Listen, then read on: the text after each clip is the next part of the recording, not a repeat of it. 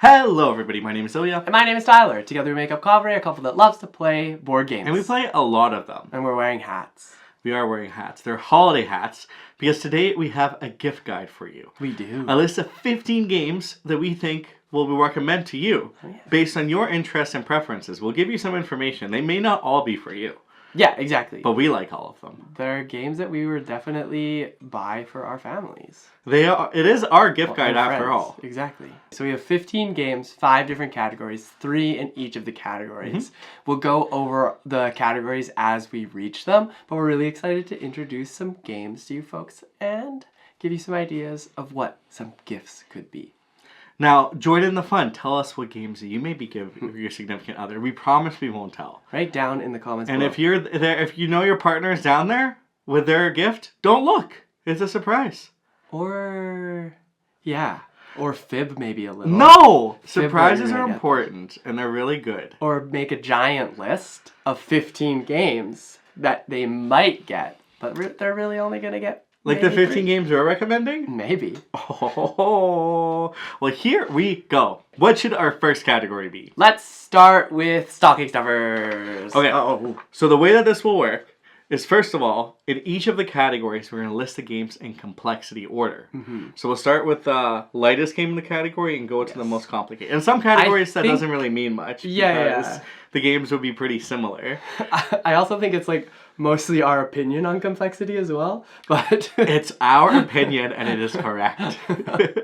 But the other thing we'll do is we'll describe the category.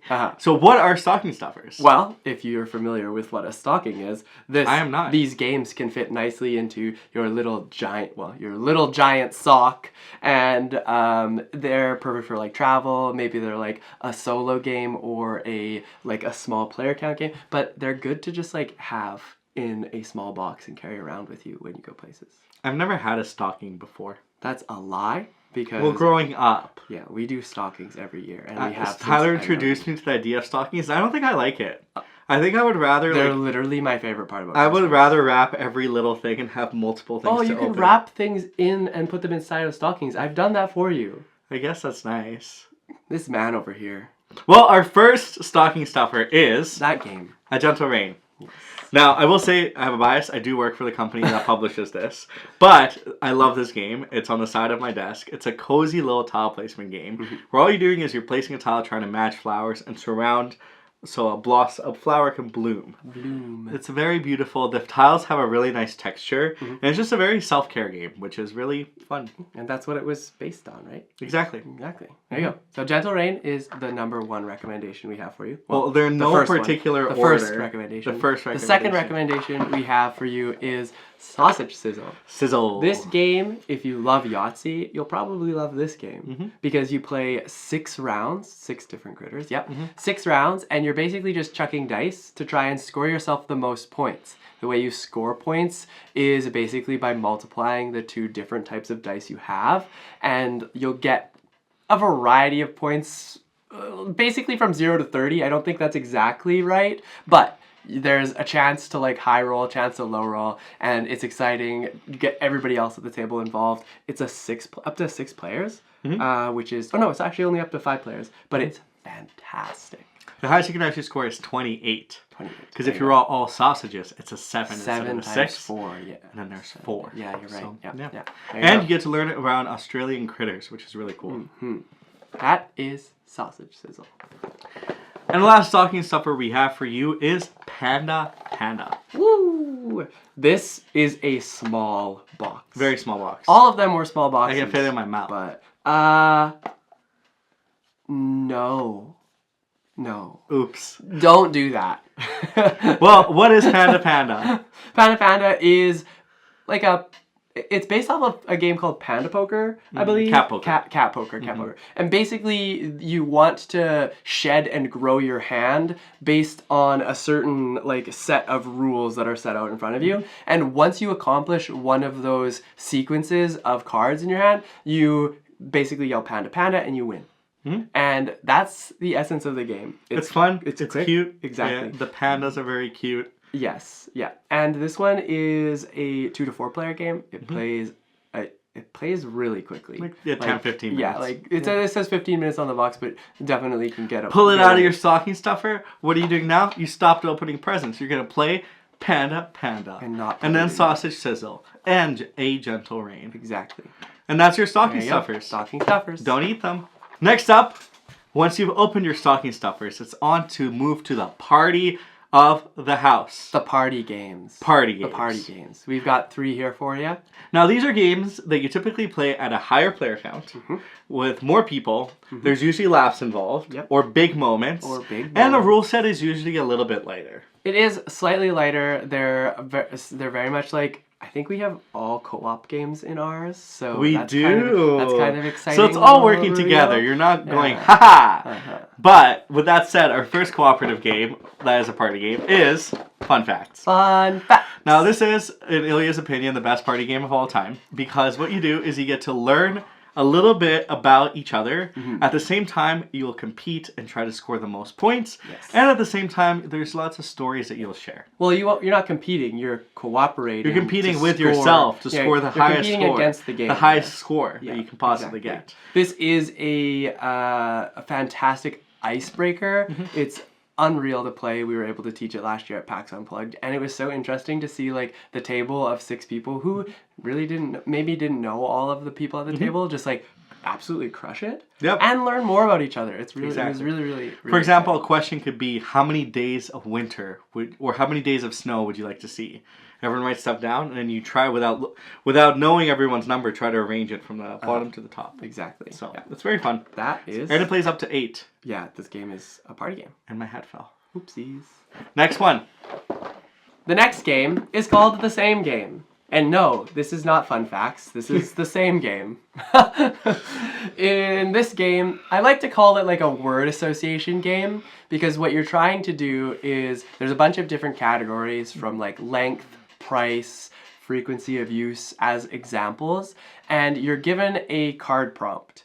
You are then given a number that's associated with one of these descriptors, and your job is to come up with an object that would make everybody else around the table last guess the like match that they have. So they want to basically eliminate all the other possibilities, leaving your correct match together.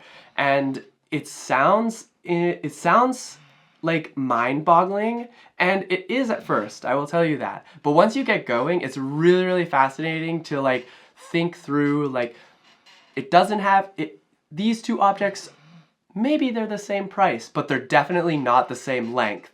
This one's gone. And it's exciting to go through that whole process. The banter is really fun. Because you also, as a clue giver, you kind of hide your face, because everyone's like, well, obviously Tyler wouldn't think that. But little do they know, Tyler did think that. And it leads for those like big moments of like, no, or woohoo.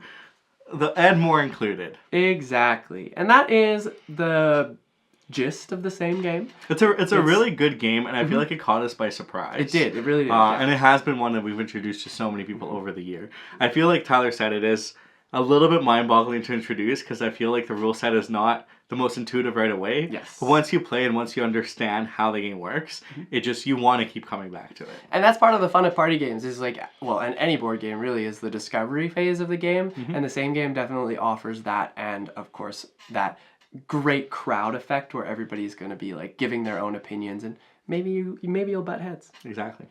Hopefully. And that's The Same Game. That's The Same Game. Now, last game we have on our party games list is The Game. Ooh. So this is a cooperative poker game where you're playing Texas Hold'em cooperatively. So if you've played Texas Hold'em poker before, or if you want to learn to poker, this is a fantastic game to do it, because the whole premise of the game is you're dealt cards as you would in a poker game. You play out the whole game essentially. But your goal is to predict the rankings of everyone's cards. Yes. So there's going to be chips that you'll take thinking, oh, I have the best hand, I'm going to take the best chip. But then Tyler thinks he has the best hand, so he steals my chip. I'm taking it. And then it only really matters at the very, very end when all the 5 cards in the middle have been revealed. If the order is correct, you win that round. If it's not, you lose that round. And it's the first to 3. There's a lot of variations to the game where like introduces specialties, different modes of the way the game is played, but it's so fun. And every time we've played it, it's been one of those games that we're like, should we just keep playing it? And then we do for like 2 to 3 hours. Yeah, it's actually it's almost addictive. No, it is quite fascinating to play, especially if you're intimidated by like sitting at a poker table. This makes that type of game a lot more approachable, of course, because it is cooperative. It does feel like almost like a silent game at the times, but that's because you're really leaning into the chips and grabbing from people from the other side of the table, being like, no, I think my hand's better than you. And of course, like having those interactions are very important for understanding how the game is going to play out throughout the entirety of the rounds. And it's exciting to, honestly, at the very end of each round, knowing whether or not you got it right is like super suspenseful, and you can start with like, who has the worst hand revealed, and that's like, we're good, next, and then it's like, oh no, we missed it. So there's those moments that are like a lot of fun, and it's collective learning too, because you really introduce people. You try to get better as you play. We did recently play where we've won, I think, 12 rounds in a row. And yeah, it was. We did not lose a single time. Awesome. It was so like we were just on top of it. And there's cards where like we should have lost. Oh yeah. With how close like everyone had like no pair. It was just depending on the rankings, and it was just like really cool to see how on the same wavelength I think we all Yeah, were. exactly. That's the other thing is it's a game about like getting on the same wavelength of everybody. So it's always interesting. Maybe you end up having that one person who's never on the same wavelength, and that can be usually Tyler. That could be pretty entertaining, to be totally honest. Well, that is the gang, and that is the end of our party game. Party's over. Yeah. Oh. I guess I could take mine off too. No, I was just kidding. Party back on. Party back on. Except we're going to actually just move on to talking about 2-player games, I think, because that seems appropriate. So take a break from the party, and now we're back here playing 2-player games. 2-player games. What do we got for you? Well, what are 2-player games? They are board games that you play on the table with one other person. There's 2 of you. 2-player games. And we've tried to range it so there's some pretty easy ones you can get at a table played fairly quickly. But then there's also some strategy ones that you can kind of take a longer time, explore the game, really master the craft, and get to the bottom. I think all 3 of these are like relatively more strategic. Not, I guess. Yeah. Monsterlicious is pretty... Well, let's start with it. Let's start with Monsterlicious. So, this is actually a remake of an older game by Richard Garfield called Pecking Order, which we love. I think it's a game from the 1900s. We actually randomly got it in a gift box, like a mystery box, and we... instantly fell in love with it. Yeah. So it was really cool to see it rethemed around these cute little monsters that just want to eat cupcakes and have a great time. Exactly. So in this game, you're basically just trying to read the other person, and you're trying to control various territories of the board by playing card face down. You'll draw one, play one. Yeah, exactly. Now you'll want to trick them because what did you play? I don't know. Is it a high one? Is it a high number? Is it a low number? Am I going to get defeated and kicked out? Maybe not. But each area has points that you'll score. So it's really about reading the opponent, laughing, and playing the things right in order to win. Yeah, exactly. And it is, my favorite thing about 2-player games is that they are often like you play the player. So you're always going to have a different experience when you're playing with a different person. And I think that Monsterlicious does it in such a like finesse way. Like it's very... That's not proper English, I don't think. But it does it in a very like smooth and elegant way, and I really appreciate that. It's simple mechanics, but a lot of replayability and a lot of fun. Monstralicious. Words are hard. Words are hard. Anyways, moving on to the second game we got for you. If you ever liked flying, you're going to want to try out Sky Team. Grab your co-pilot. This is a cooperative dice chucking, like hidden dice placement. Hidden dice placement. Dice you are. But it's a hidden dice roll where you're going to be using those dice to place them onto the cooperative board as pilot and co-pilot, trying to properly land the ship or plane. That means you're going to be like communicating to get other planes out of your way, clearing the runway, making sure your brake pads are on, like all of these things that you would need to have to do as you're flying a plane. You forgot the most important part. slowing down. Coffee breaks. Coffee breaks, yeah. That's what I usually do. I take a lot of coffee breaks as a pilot. Yes. Coffee breaks are very important because they do let you manipulate the dice, and that can be very important when you are placing. The intense part about this game is that you have to, like, you basically talk about what you want to do with your partner, and then you roll the dice and the rest of it is silent. Turn by turn, you're going to be placing your dice, and then hopefully it works out in your favor. And there's tons of airports for you to visit. There's tons of modularity in this game. And there's also an expansion coming out that adds even more to the game. And in general, it's just a lot of fun. You need to keep your hat on, sir. My hat just fell off because I'm so excited for Sky Team. Okay, well, that's Sky Team. Let's move on to the next game. The next game we have is Kelp. Octopus versus shark, or shark versus octopus. That's exactly what you're going to be doing. You'll take the role of either the shark or the octopus, and this asymmetric game will have you going head to head against one another. We recently did a how to play video for this game. So if you want to learn more, there's definitely that. But it's really cool because everything in this game is really thematic. Yes. And you play so differently, but you understand what every other player, what each other player is doing. Yeah. So the octopus is going to try to evade and feast on little food blocks and trick the shark. Where am I? Am I in this kelp? Am I in this kelp? You don't know. And then the shark is going to, and so with octopus, you'll use cards to really do a lot of the things that you're doing. Where the shark will be utilizing dice. So every turn you'll draw dice and you allocate those dice to move quicker through the kelp. Or to potentially search the kelp. Or strike. Strike the kelp. And if you strike, there's a confrontation. And if you win the confrontation, you win. Victorious! And you eat the octopus. Sad. Maybe. My favorite part about this game, though, is that once you play the octopus and you lose, or you win, you'll want to play the shark to see if you can outdo your opponent. The shark is so much easier, and then you play the shark and you're like, hang on. Wait a minute. A lot of different complexities that end up happening with each of the characters, and it is very, very cool to, like, wrap your mind around. They did a fantastic job, and this would be a game we would definitely recommend to go in your little gift sack. Christmas gift. Holiday gift. Holiday gift. Holiday gift. That's correct. Anyways, that's Kelp. Let's move on to the next category. Next category. What do we have now? We have our family games. These ones.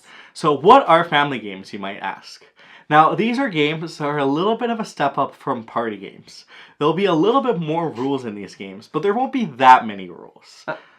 Yeah, sure. Yeah, I like that. Is that a good way to do it? I like that. It's a light to middleweight game. I would say less likely touching the middleweight side of things. Yeah. But it does involve, like, more solo thinking, I think is a better way to say it. Especially because all the games I'm looking at that are on our recommendations are not cooperative. You'll have to use your brain a little bit.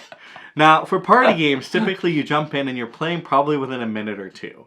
Where these games, you'll probably have to piece together what you're doing and what you're hoping to do. Which leads in 3 perfectly to 5 minutes. into this game from the Lego group called Monkey Palace. Now, what is Monkey Palace, you might say? Well, it is exactly that. You're utilizing Lego elements to build a monkey palace. I will point because I don't know how well you could actually see it, but there's an amazing palace that you do get to end up making, and you can honestly just leave it out.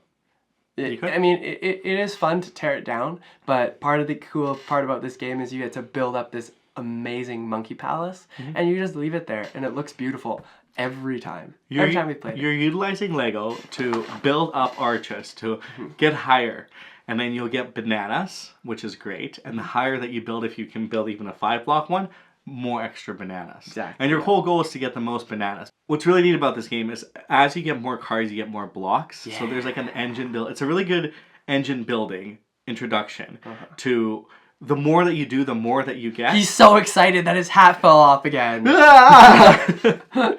And by the end of it all, you're just trying to get the bananas and you're trying to make the monkey happy, which is really cute. Yeah, it is really, really cute. And I love the idea of introducing that like engine build because you can slowly start learning how to play the game. You start with this base of like blocks that you start with, and then of course like there's nothing on the board. But as you progress through the game, you gain more blocks, the board has gotten larger, and you begin to like unravel the puzzle of like what it is that you're going to have to do to score more and more points. It's always fun. And unlike other games where if your animals jump up and try to knock some pieces around, what will happen here? Oh, you this can game. lift the board. You can look at it sideways. It's Lego. It's durable. Durable. And that is Monkey Palace. Oh. Well, next game we've got is called Art Society. Beautiful, beautiful. In this game, you're basically going to be building a giant accent wall with a bunch of photos. And I believe there's also like trophies and stuff. Am I thinking about that right? Mm-hmm. Yeah. Have you ever looked at that empty wall in your house and you wondered what could go there? Well, Art Society is a great way for you to potentially brainstorm. Do you want to put all the classical pieces in there? Do you want to be more modern? How do you want to fill all that empty space on the wall? Exactly. Every inch of it. Yeah. In this game, you're going to be drafting different types of art pieces and deciding whether or not, or where, basically, to place them onto your wall, your accent wall. And based on how you place them, there are going to be different ways of scoring. You're going to want to pay attention to that while you're trying to fill your board up. But it is this neat little, I want to say like polyomino, but there's no like shape game. Yeah, they're all like rectangles. And you'll place them onto your board and hopefully score the most points as you go through all of the scoring. The presentation of this game is super fun too. Like even the game box is indented. All of these are all of beautiful little paintings, and it's just gorgeous. Yes, pictures have different frames on them. There's different style of art that you're going to be running across. It is quite the fun puzzle, like I said, to put together and make a beautiful wall and hopefully score the most points.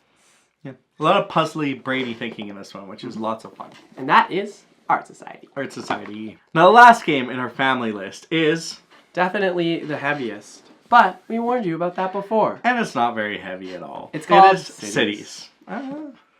It's a little bit heavy, I guess. Well, in Cities, what you're going to do is you're going to build a neighborhood in a city of your choice. Now, there's 8 different cities that score differently. Yes. And all you're doing on your turn is you're placing one of your little people, and you're either taking a train, monument that goes on the train, buildings that go onto little building spaces, or scoring cards. Yes. And all of it kind of happens simultaneously. So Tyler takes scoring cards first, I could take buildings first. But then all of a sudden I have less options of scoring cards to take from. So the whole drafting aspect is really interesting in this game. And all you're doing is building a little 3x3 grid neighborhood. You know what your goals are, you're trying to do your best, and by the end of it all, you'll see who has the best neighborhood. Exactly, yeah. There's public goals too that you'll be racing towards to try and like outwit your opponents and try to get to those quicker than they can. And also just the comboing that goes on is always interesting when you're able to collect maybe the exact same goal multiple times. That's a lot of points usually, especially because you can then like focus in on one of those goals. You're always doing something in this game. That's what I really appreciate about it. The simplicity of having to just place your worker on your turn and do that said action is very, very nice. It's as easy as that, and that's what makes this game family friendly, easy to introduce to people, but also adds a little bit of like brain power to the game night. A little bit of tofu in there. Yeah, exactly. And that is Cities. That's all 12. That's all the 12 games that we have for you today, except we have 3 more. And they are the strategy games of the day. So this may not be your first board game that you go to, or maybe it is if you're up for the challenge. Yes. Most of these games take a little bit longer to play. They're probably up to the 2 hours. Yeah. Especially if you're learning, they're probably up to 2 to 3 hours. Oh yeah, definitely. And they're a ton of fun. They are a ton of fun, and we would recommend you trying them out. But with that out of the way, let's start with the first one. First up, we have Wormspan. Wormspan. Do you like dragons? Are they flying in the air? Have you ever wondered what your favorite dragon would be?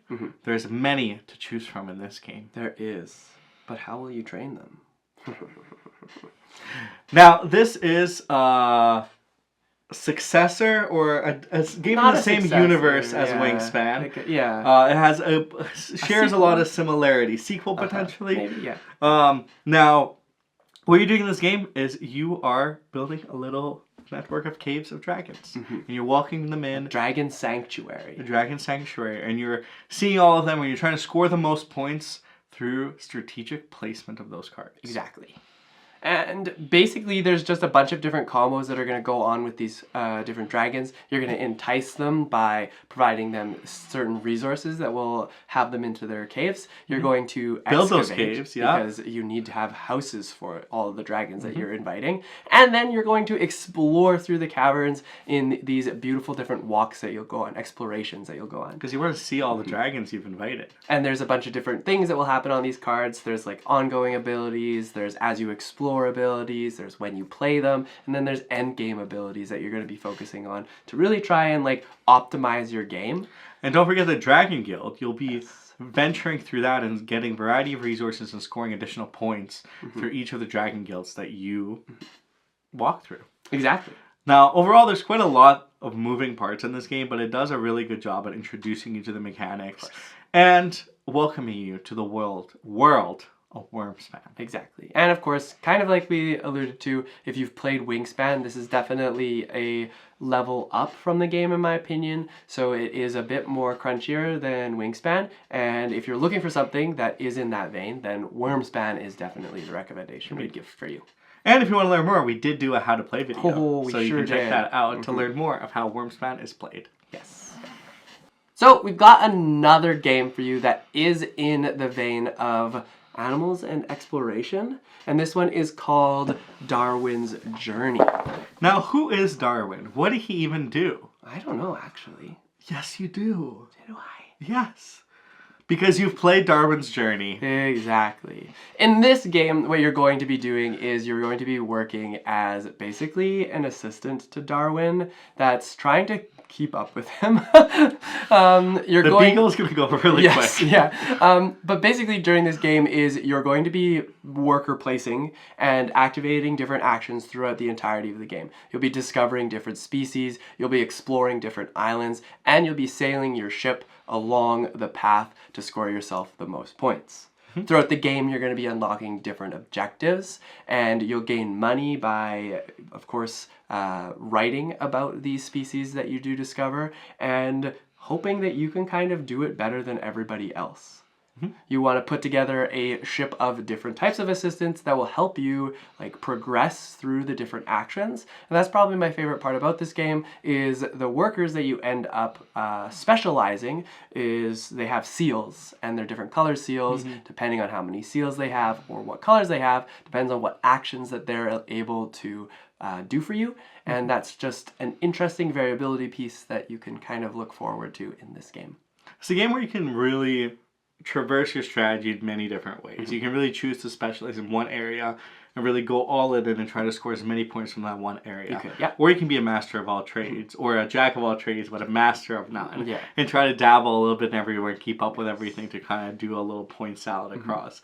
But what I do like is the resources are also quite limited. So often you won't have the coins to do what you need to do. So you have to really think about what is the best route for me to take and how can I maximize my strategy in order to keep up with Darwin. Yeah, exactly. There is definitely a lot of pieces going on that you're going to have to juggle. Like Ilya said, very, very tight on the resource management, and that's part of the excitement of this game is so much fun. Discovering that piece.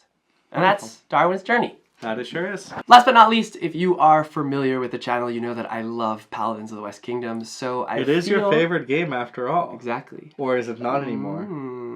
It might not be. I haven't sat down to think about it quite yet. But maybe that's what the end of the year will be for. Interesting. But like I said, this is part of the Garfield line, and their newest kingdom trilogy is the South Tigris, and I always say it wrong. That's why I hesitate. That's why I had to help. Yeah. But this one is called Inventors, and you're going to be taking the role of inventors.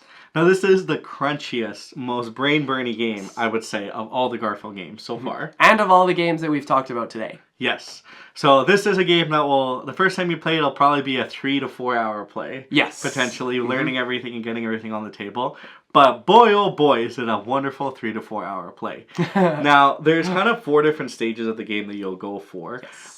And your whole the whole point of this game is to conduct some inventions and get them through that kind of research process and get them out in the world to do all the good things that you're doing. Exactly. Now, there's many mechanics in this game. There's worker placement in this game, which you will be familiar with if you played any of the Garfield games. There is a set collection piece that you will be managing, and then there's like a dice placement, dice manipulation type piece that you're going to be using to make sure you can actually like use the actions accordingly. And that's where it gets really interesting, because the combination of the dice that you choose and the value of the pips will all allow you to do different things at different capacities. And dice has really been the theme for this trilogy as a whole. Yes. Like, worker placement was more within the West Kingdom, and dice placement has been within the South Tigris. Yeah. So it's really interesting to see that integrated with a bunch of other mechanics that have really shaped this game. So it's been really fun to discover and play it through different times and through different player counts too, because it is a really different game with 2 players versus 4 players. Yes, yeah. And for sure, like, the quick overview that we're giving here doesn't necessarily do it justice to all the mechanics and the meatiness and the wonderfulness that is this game. Which is why we did a preview video a long time ago that you can check out and learn about if you are more interested in Inventors of the South Tigris. That was not my intention, but I was just going to say that you should definitely, if you're interested in playing a Meteor game, this is definitely one of the ones we would recommend you looking at. True. Or if you have like a board gamer friend who just loves board games so much and they play them in the evenings, you could surprise them with this. They'd be like, how did you even know this is a crunchy game? Yeah. And it goes without saying that this is the third in the trilogy, so there's 2 other games that are worth checking out in this trilogy, but I'm not going to talk more about those because we are at 15 games. That's our recommendations for you. Now, one thing I will say, because we do get comments like this, we're going to break down some lingo that we used. So, crunchy means that your brain crunches when you play the game. Brain crunches. It feels like your brain is crunching, because I feel like that's always a comment that we get. So we gotta make sure our is that language... lingo or is that like slang? Jargon, I would slang? say. Okay, because I feel like some of the stuff that I say may just be like I think it's jargon because it's specified to a community. Yeah, maybe Canadian things too. I don't know. I don't think... Maybe not specific to board games. Well, anyway. That's what crunchy is your brain feels like it's crunching while you're playing the game. It goes... Yeah, yeah. Well, that has been our gift guide. Ho, ho, ho! Happy holidays, everybody. Happy holidays, everybody. Now, what games are you going to be... Our question of the day, did you buy any board games already for the holidays? Are you going to buy any more? What games are you looking forward to? What games are on your wish list? Basically, what games do you want to play and want to buy and want to own? Or what games do you want purchased for you by your significant other or family and friends? Exactly. You could share this video with them and be like, you can go look in the comments. Maybe there's a hint of what I would like for the holidays. Or maybe there's... amongst the 15 that we recommended, some games that you would enjoy. Yeah, you could be like, well, game number 7, that seems really good. There you go. Anyways, let us know down in the comments below what you plan on doing for board games over the holidays. And, of course, if you enjoyed this video, give us that thumbs up, hit that subscribe button if you're new here, because we make weekly board game content like this. And now, the hats are gone. The hats are off? Hats are off. Because we're going to play some games. We're going to go play some games. Well, you maybe see us in the next one. Maybe you won't. Maybe you won't. No, you should. Until next time, though, we will see you later. Bye!